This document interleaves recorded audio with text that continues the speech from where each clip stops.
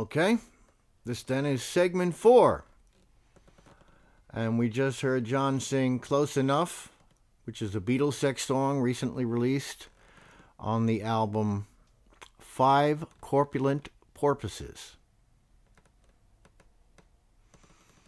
And again, that's at the BEATLESEX site, www.soundclick. 2 words, but it's 1 word. www.soundclick.com/Lennon. And you can download your own copy of Close Enough, in which we did actually hit the right chord at the end. Okay, so, if you would continue. All right, if you insist. I'm John, hello. Come on, get serious. I'm John, hello. That was better. What was it like when you died?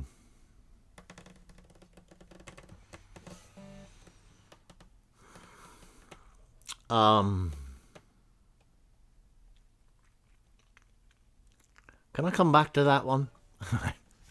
Have you contacted others? Well, everybody knows I'm here. Some can deal with it, some can't. One of the happiest reunions I had was with my boyhood pal Pete Shotton, who has known me since I was 5 years old. Pete Shotton and me, I'm John Lennon, I am, were friends ever since 5 years old. And Pete was there all through the Beatle years. In fact, it was Pete who gave me the "Hey, and you've got to hide your love away," you know.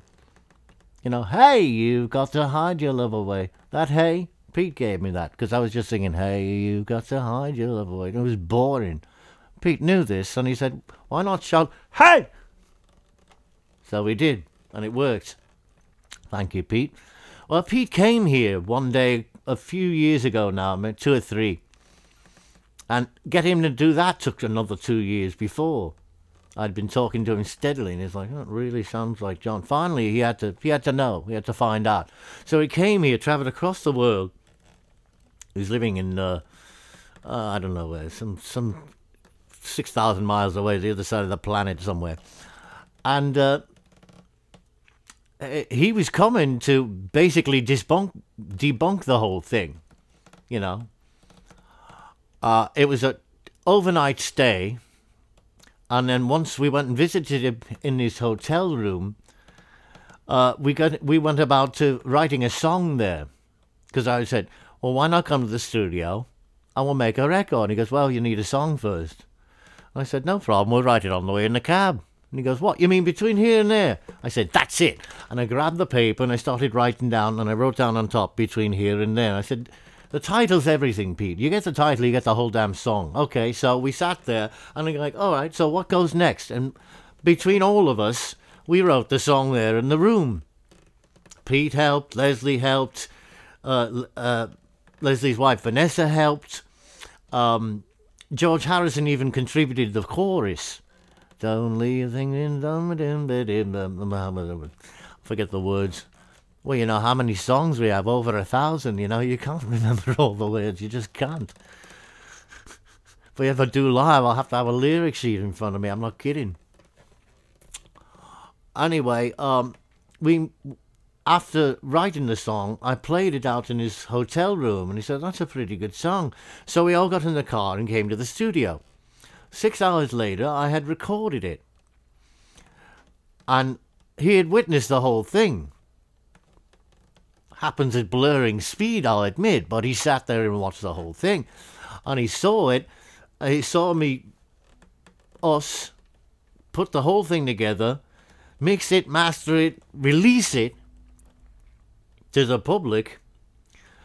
And at the end of that, he looked at me and he goes, "All right, I'm going to censor out," because I was told, "No cussing." That comes from the boss, Leslie, who also said, "No cussing." So, omitting any colourful words Pete said to me, "You knew, didn't you? You knew that if I saw you work, I'd know it's you." I said, "I've only been trying to tell you that for 2 years, Shotton." And he sat back in his chair and he went, "Ooh," censored. And so we went on. Pete stayed, instead of overnight, he stayed for 3 weeks while we recorded the album Together Again by Pete Shotton and BEATLESEX. And as I said, that first song was called Between Here and There. And I understand that'll be included in this production, and I thank you all for that. And we're up to 5 minutes, and Leslie wants to move to the next segment, so we'll do that. This is then the conclusion of segment 4, and moving on.